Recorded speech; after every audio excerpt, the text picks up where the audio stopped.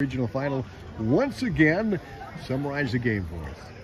Well, we had to overcome some mistakes that we made defensively. We talked about that at the beginning of this game, that it was going to be critical to make plays behind Riley, but she pitched well enough to get us out of those situations, and we did give up a couple of runs after the errors, and just some things that we got to clean up a little bit, and we can't allow that to happen going forward into the regional final.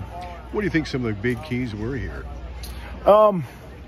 I think the big key was the approach that we took at the plate. We knew she was going to try to get ahead with a strike early on, so we were looking for that pitch.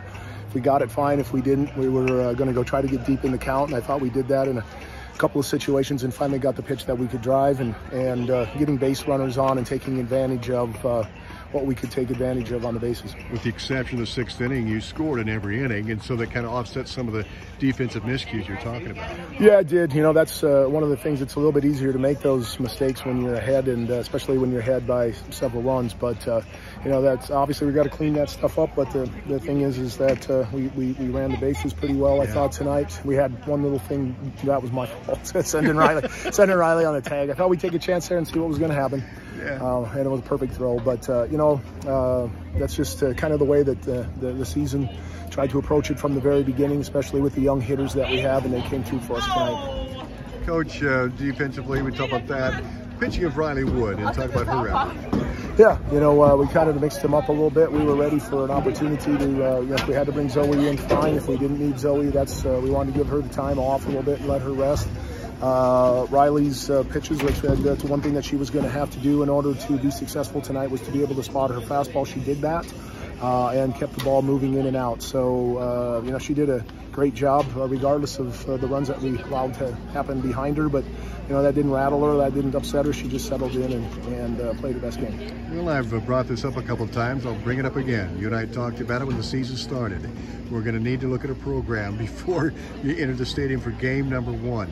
And here you are with this young crew. You had to replace, 8 regulars, and you're going to regional final. What can you say about this team overall now, heading for a chance to go to the state softball tournament again? Well, I think they matured very quickly. That was the one thing that we talked about with the girls when we got together in our original meeting, February maybe, something like that. I can't remember exactly, but it was it's not Little League anymore, that there's the speed of the game. We talked about that on the Saturday coaches show about the speed of the game with a couple of the 8th graders, and they've adjusted to it quite well. You saw one of the 8th graders behind the plate throw out one of the fastest runners in Southwest Iowa. And what a great throw it was. Wasn't even, Jada had plenty of time to get in front of the bag with the ball, and that was great. You saw the other one at the plate, Zoe, and also in the circle in the last game. And Claire didn't get a lot of balls hit to her tonight, but like I said, that's why we were able to make the adjustments and the changes that we did in the infield, was because she was good enough to be able to step in and play at third base. And then the runners that I brought off the bench that did such a fantastic job too. So, that was, I don't know, it seemed like on paper anyway, nobody was going to give us a chance.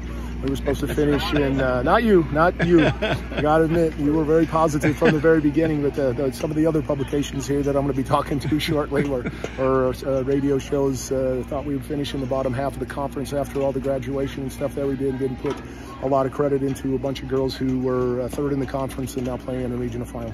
Fantastic. Coach, congrats. We'll talk to you ahead of the next game. Not sure where we're going yet. Haven't heard the score, either Williamsburg or Sheraton.